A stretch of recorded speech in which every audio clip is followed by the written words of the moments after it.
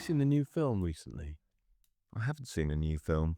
I rather enjoyed our faux Kermode and Mayo. I think of it as definitely more as Waldorf and Stettler. What it is, as I said before.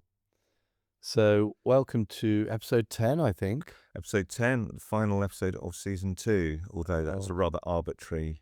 Yeah, we're not too picky about seasons and that kind of thing or series.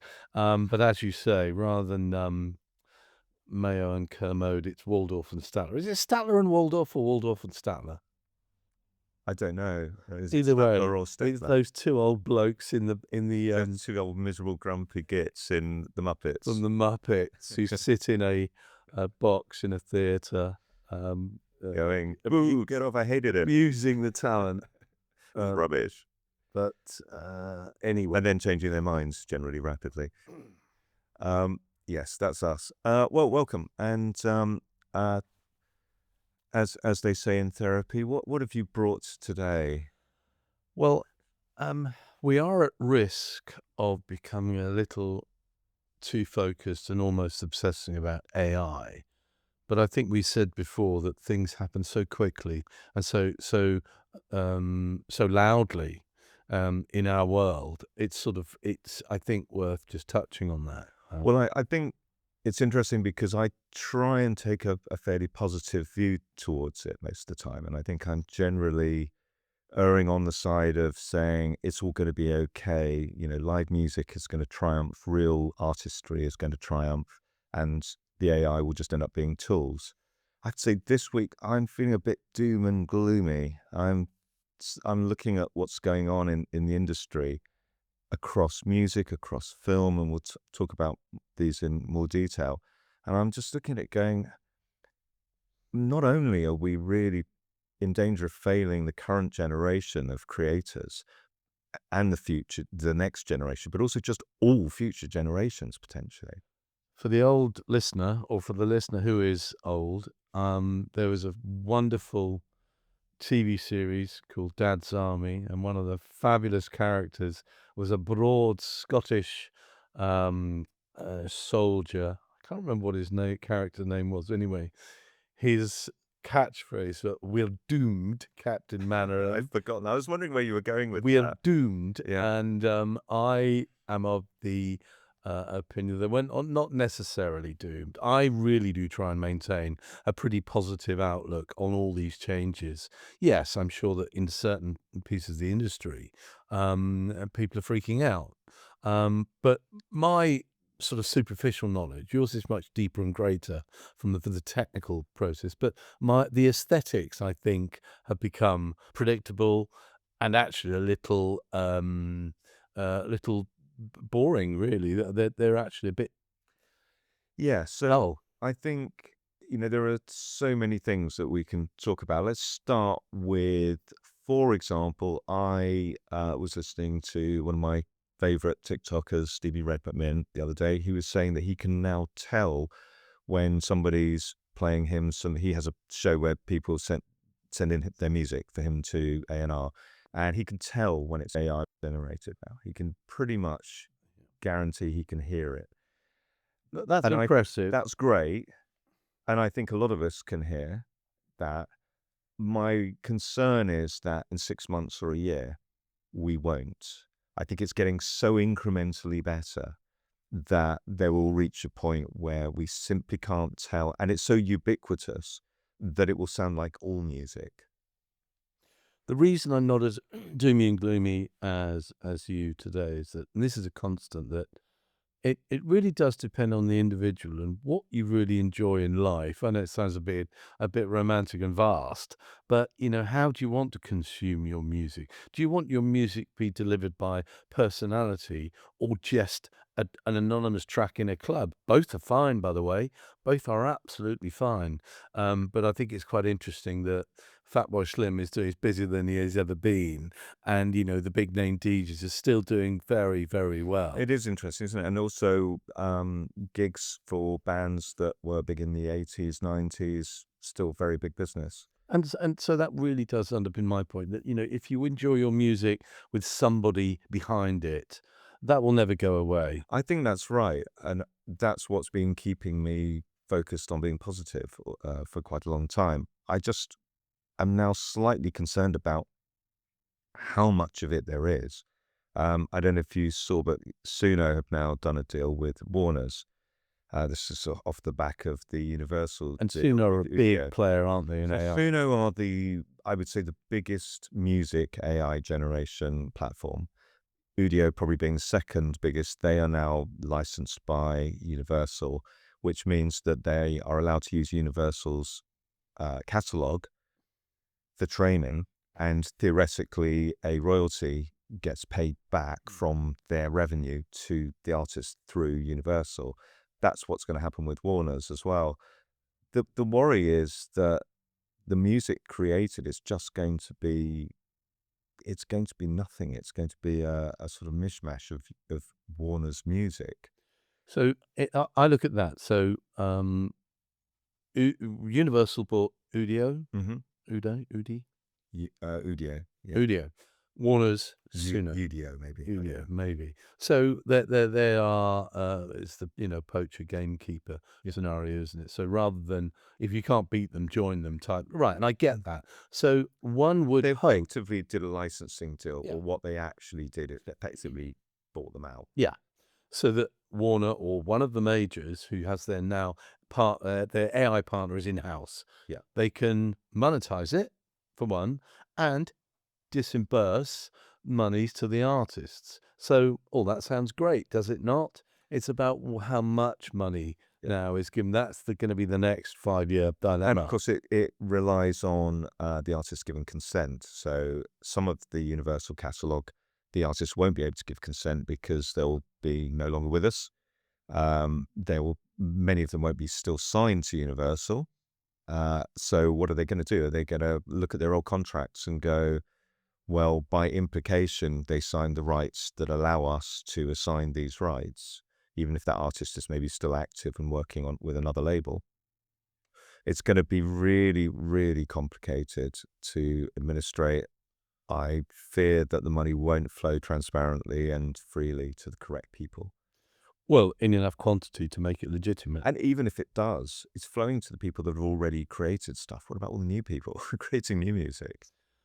Well, that's a very good point. So where does new music then stand in this new AI So world? currently there are no royalties generated by AI music, fully AI generated music, as opposed to music that has AI tools creating some of the elements.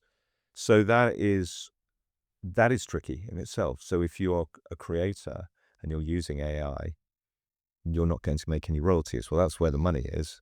Well, arguably, I mean, you could also argue the money isn't in royalties at the moment through streaming, and that's, again, the streaming model, like Spotify particularly, actually breaking the royalty model, which therefore leads us into a world where creating music that doesn't generate a royalty is acceptable. Discuss. Maybe that's one for us to discuss next season. I know you said next year. Well, I also think what is the music industry, I think, is slightly unique in as far as it is. Is it slightly unique, or is it just unique? It is unique. I know the next point that you will make, and I appreciate You're welcome. I appreciate that.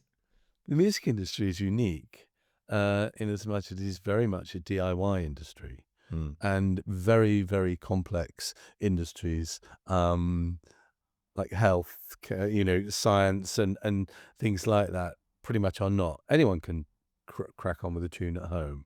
And as you know, my feelings of that are that actually that's fine, but keep it to yourself. Don't bother the industry with your DIY made stuff because it probably isn't very Well, good. of course, this is the problem with the streamers being flooded with, whatever it is, 50,000 tracks A day or an hour or something. It may well be. I mean, who knows? It doesn't really matter what the number is. It's vast and it's overwhelming. Yeah, and actually, it's interesting. So whatever we were talking about 6 months ago in terms of volume has changed. It's completely moved. The goalposts are moving every day.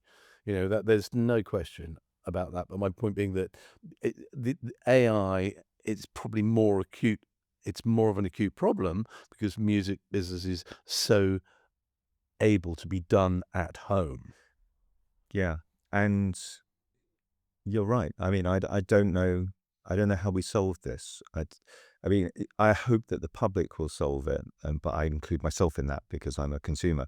Uh, by simply not consuming AI generated music. But to go back to a point that we made, I think, a few weeks ago, and we've made a few times, until AI generated music is labeled as such, we aren't going to know whether we're listening to it. Visual content is now, mostly, Yeah, and not I always accurately, but certainly a lot of the time I look at something on YouTube or TikTok or whatever, and I go, "Is this AI?" And then I look at the bottom and it says AI content, and I skip away. yeah, I So agree. I'm not interested. I think it's a pretty basic, in your food, when you go to the grocery shopping, your food is very clearly labeled about what it is and what is in it. You can choose to eat it or not, right?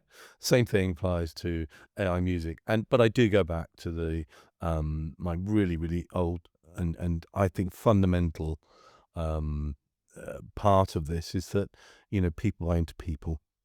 They don't buy into product, they buy into people. And that I'm pretty convinced will always be the case. So that will always keep ahead of AI to a certain extent. But I do think it's a very, very challenging time for the industry. I think that's true. And I think this also leads on to the film industry. And this is a little old. This is back in March. Ben Affleck sold his AI company to Netflix, and we haven't actually talked about that. I think it is a similar sort of thing that's worrying me right now.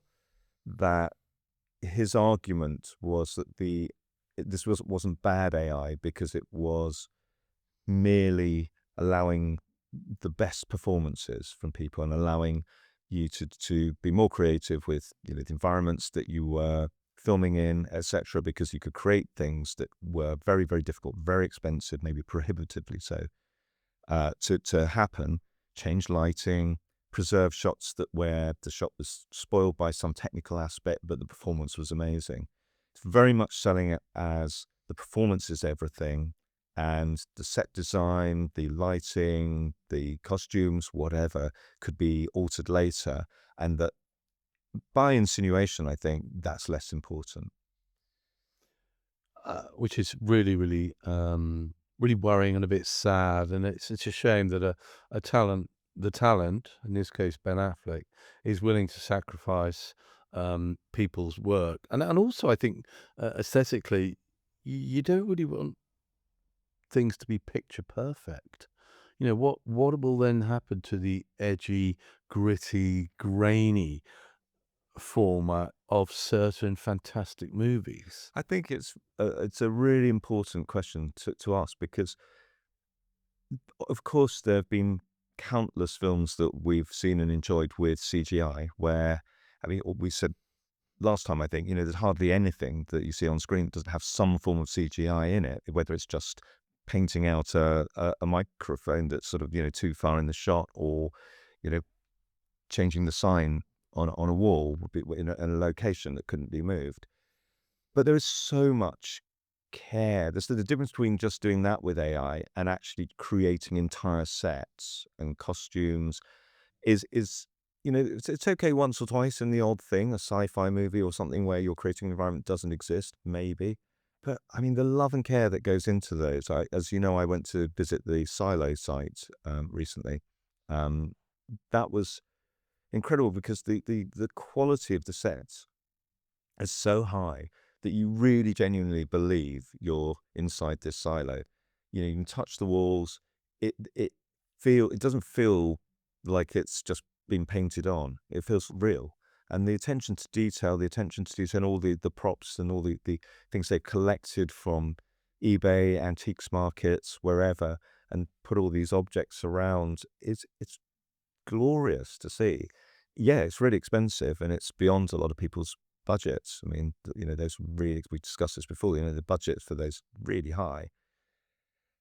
But, those people, that's those people's jobs, their livelihoods. That's what their passion. Well, That's yeah, what they do. from economics, it's a disaster for any in any walk of life. But what about young, talented people who want to be inspired by true sort of, natural, organic Yeah. performance? Also, go and watch, there's YouTube videos about the making of the Lord of the Rings or the Hobbit. Yeah. I don't know if you're aware of this, but they use some very traditional kind of old Russian techniques from the early Russian films. They were pioneers in practical effects, where one character's way bigger than the other, as all the hobbits are really small, uh, simply because of the way they position them to the camera. So they've made all these things. Like there's a famous scene of I think it's Orlando Bloom next to is it Gandalf?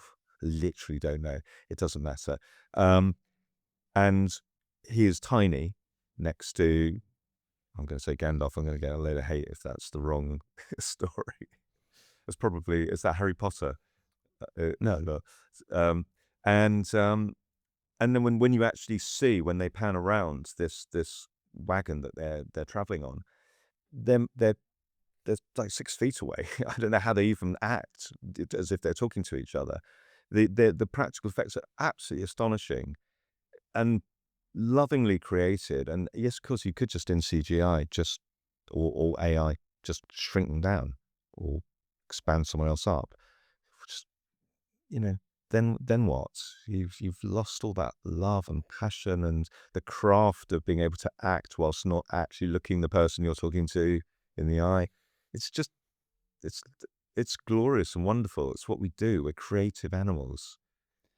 The question is, where's the skill in that is a big question, really. Well, there isn't much. No, and AI is a massive. We'll come back to AI. I'm absolutely convinced, but for the time being, from the music industry's perspective, I'm absolutely convinced that people will still want true red blood spilling guts of the real thing, the real deal. I hope you're right. I hope you're right. I think it's. I'm very worried looking at how many people, good players, people like Ben Affleck, who is a great actor, great director. Why is he encouraging the decimation of his own industry? And does he really need the £600 million that Netflix paid him for the company? I presume he didn't get all of that in his pocket anyway. I'm sure he didn't need the money.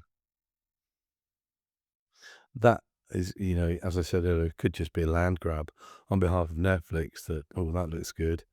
And the head of Netflix thought, well, I could, they can easily afford it. And that's always a worry. What will it really mean in terms of Netflix's output? Yeah. And do they produce their own movies? Yeah, they produce a lot of content. Right. But it's a Netflix production, or do they subcontract out? No, they do their own Right. Netflix productions, and it's definitely part of their business model because they get to control the IP of everything that they're doing. Then they do also, of course, contract other production companies, and they also buy stuff in just to keep. They want people to come to the platform because it's full of stuff, so they do that. But yeah, they're very keen to be making their own product because they can control it all and own it all, and they buy out everything, which is something of some consternation to composers like me when we're writing scores and we expect to be getting a fee and then royalties. And your residuals, as you say. And then they only want to pay the fee, which they don't want to make considerably bigger than, That's your lot, mate. yeah, than normal, but they expect you to forfeit any ongoing royalties. So your productivity, again, has to be more frequent. You ought to get involved in AI, mate. That's apparently pretty good for composing anonymous tunes. And of course, this is the problem that, there are people in my area who are developing those AI tools. A lot of them are composers who are not making enough. Yeah. So they're looking at that because they're thinking, well, it will do the job more efficiently for me, but also, if you can't beat them, join them. I can sell it. Christian Henson once said something to me which I thought was very wise. I think he took it from someone else, might have been Mark Twain, but he when he started making sound libraries, which was off the back of a very successful career as a composer for TV and film, he said the people who got rich in the gold rush are the ones who made the picks and shovels. Very true. Yeah. And Does sound maybe like we have a listener, maybe they can tell me where that quote came from. I think that does sound like Mark Twain. Sounds like the sort of thing you would have said. Yeah, it's a great quote. I must admit. So we should talk a bit about the Ivors. Did you see any of the speeches online? I did. I enjoyed it. Perhaps for the listener, we may well just define what the Ivors is and how it differs from other awards. So it's really considered to be the most prestigious music award in the UK. It has been going for 71 years now, and it's unusual compared to other awards like the Brits or even the BAFTAs or whatever, because it does also cover TV and film and games. In that it's not televised, and I think it was done specifically or kept that way specifically so that it could be more of a private celebration and people could let their hair down a bit without the fear of having to be on telly. That was going to be my question and my point, that it does differ, that it's slightly more under the radar, prestigious, credible, has been for many, many years. I remember it really was the only award that George Michael was interested in and was really thrilled about winning. And I believe he won 3 times. He did. He was unique in that regard. And Slightly unique? Or? No, unique. And again, that won't go away, will it? No. But my dear, good old buddy was really excited with his Ivor Novello Award. And so it's rather nice that he was bestowed the fellowship, which I think is the top. And the reason I think we're talking about it is because, having said that, it's not as noisy, it's getting noisier because of social media. Yeah. And it has become a little bit more of a public thing. Still not as much. I would imagine the listener probably didn't know, some would not even know it happened. Yeah. I think that's true. I think, they've started filming the speeches and the performances and releasing those on social media. So there is now more engagement with and a good guest list. Harry Styles, Elton John. And that which they said that I picked up on was quite profound and I thought very interesting from the artist's point of view, with a little bit of an urging, a little caution. The speeches were really interesting. There were so many really eloquent people, very articulate. I thought it was really surprising in a way, and I know it's probably very wrong of me to assume that my fellow musicians and songwriters, etc., can't string a sentence together, but I wasn't expecting the level of really, really quality speeches that people gave. CMAT gave a very good speech, very passionate, very personal. But Harry Styles, he gave the awards to Tom York. Again, sort of the ultimate, the living fellowship, if you like, not the posthumous one that George got. And great. I thought Harry Styles was excellent. It was fabulous. Really on the money. I thought that. I mean, a weird choice, you would have thought, to be presenting the award to Tom York. You thought Harry One Styles, Direction, Radiohead. the fact Harry Styles turning up, was really quite something. He was really chuffed. I mean, he's a massive Radiohead fan. He loves Tom York. Lovely. And he's so that was a really nice celebration. Really nice.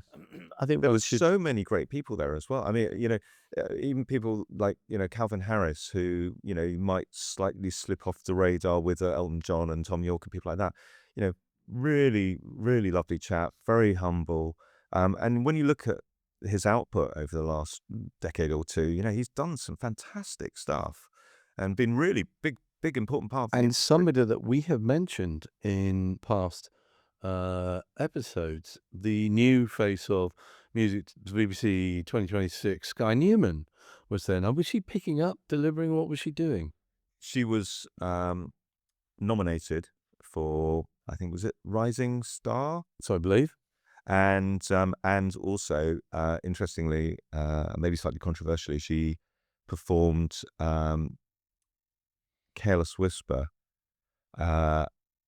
as a tribute to George Michael after he'd received his award, or the award was received for him. We are very, very, I think, sensibly so, careful not to highlight individuals in these discussions. too much. There are some that deserve a light kicking that we occasionally get into. But in general, certainly when it comes to young, new talent, I think one has to be super cautious because they're trying their very hardest.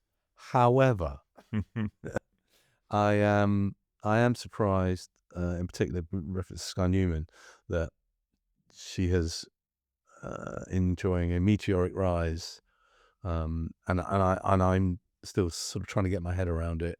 And I think if I'm to be honest, I don't think the timing was right for a cover of Careless Whisper. Well, I think these awards covers are generally they're supposed to feel quite spontaneous. I would imagine she probably didn't have a lot of time to put that together. I doubt she'd got much warning.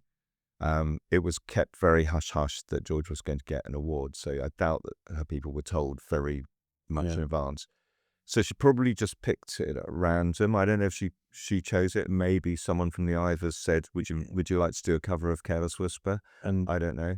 on the basis you've been nominated, you're gonna have to do us a solid. There's all that kind of thing that's going on. I'm not sure it did her any favors. I would have. I mean, I would have done, something like Jesus to a Child or something like that. I will, there's so many of his songs that would have suited her style and her voice better. It was an odd choice. But then, when you look at the Brits where they do songs together, or they do it in some of the American awards as well. Yeah. I think they get a couple of artists. And it's a multi-million pound staging. Absolutely. So imagine at the Ivors, it was a stage and a microphone. It was a stage and a microphone. Yeah. It's a very low budget affair compared to very exposing. So I'm not sure. Well, we like that, and again, that's one of the reasons why I was actually surprised those performances were even shared on social media. I thought they wouldn't be, because they are almost like a sort of acoustic club, intimate sort of private performance, a private performance. And I think that in a way, I can see why. I mean, of course, we'd want to share them with the world, because why wouldn't we? But in a way, there's a slight jarring there. Well, I totally, and I think that again that throws a question up. Well,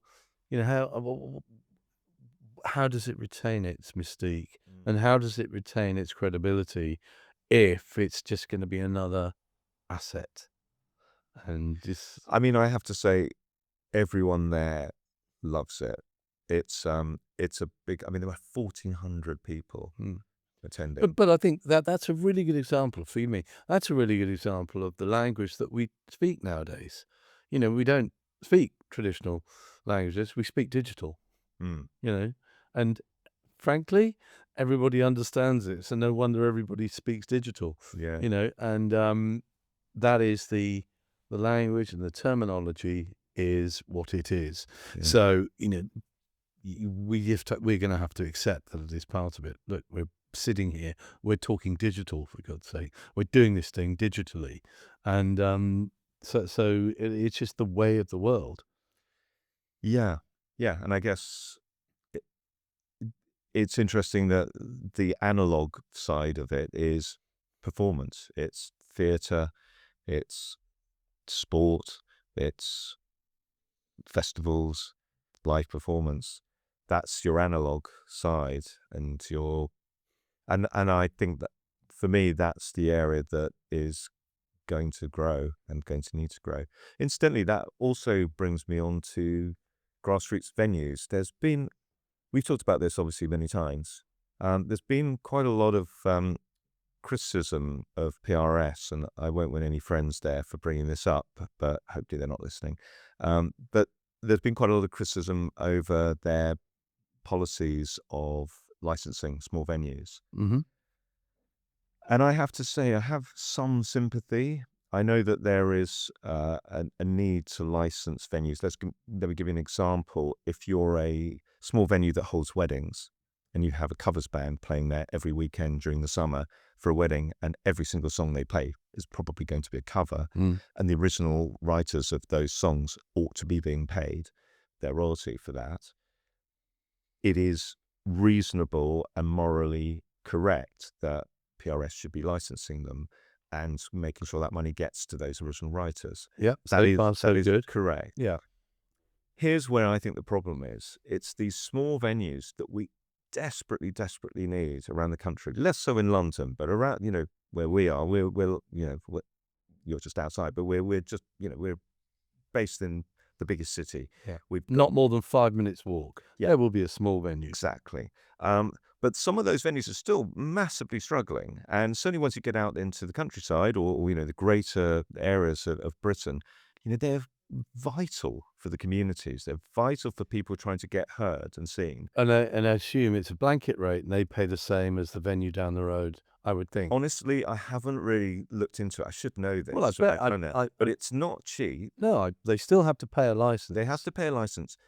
And what's happening, from what I can gather, and again, this is outside of my scope, so it's why I didn't really pick up on it, even at my time at PRS, because we were dealing with huge licenses for Netflix and BBC, etc. So smaller things around venues just didn't really even come onto our radar. But actually, what seems is happening is, let's pick a number because it's easy just to take a number. Let's say that a venue has to pay £100 for a gig. It's probably less than that, but let's say it's £100. They pass that cost on to the artist most of the time. So if you're playing in that venue, there's a load of fees you have to pay, and one of them is the PRS fee. I only learned this recently because I had no idea that artists were having to do that. But sometimes the venue has to suck it up because the artist simply can't afford it, or the venue's just too small. So that money, but let's say in the best case scenario, for the venue, the artist is actually paying the PRS. So they're paying £100, let's say. And then they fill in the set list sheet online. PRS receive that. They receive all the royalties, the £100 that's come from the venue that you've paid them.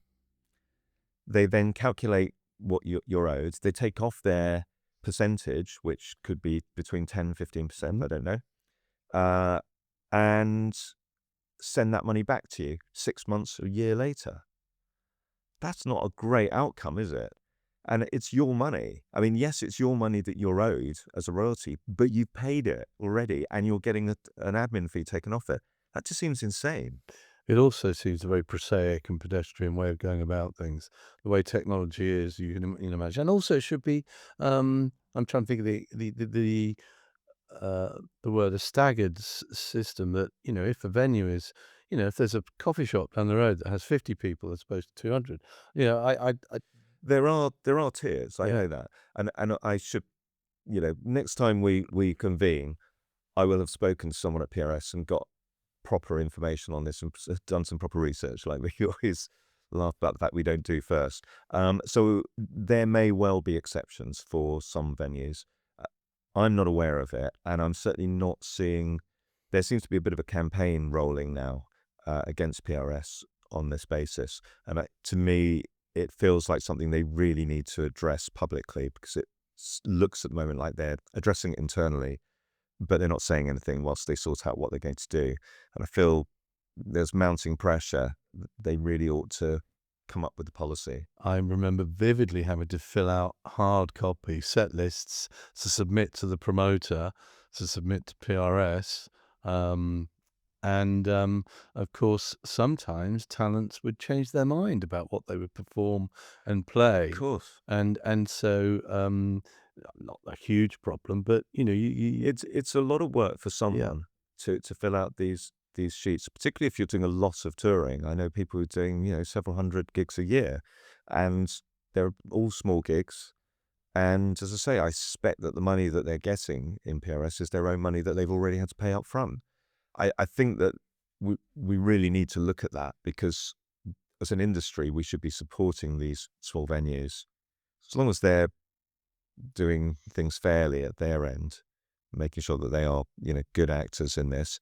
Then we should be supporting that and making sure that there aren't all these barriers for people who want to go and perform, because we should be celebrating the fact that there's still live music. And another thing, whilst we're on that subject, live music, we touched on it, about the blue dot syndrome, where artists are pulling and cancelling. And again, I'm not any stage saying, well, we saw that coming, but the pricing of these nights out has become so that, people aren't, if you're seeing Harry Styles one week, you're probably not going to be able to see anyone else this summer.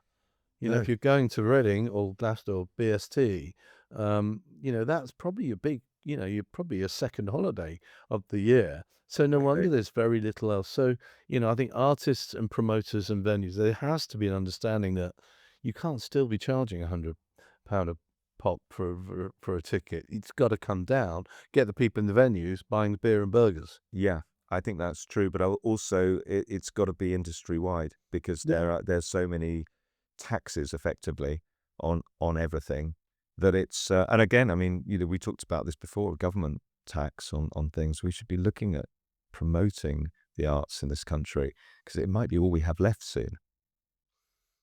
They call that soft power, do they not?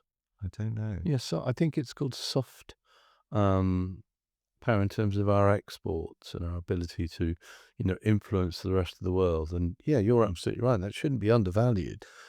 The arts is a huge industry for the UK in terms of exports. Yeah. So we will have a little bit of a break, not for the summer, but because it's summer.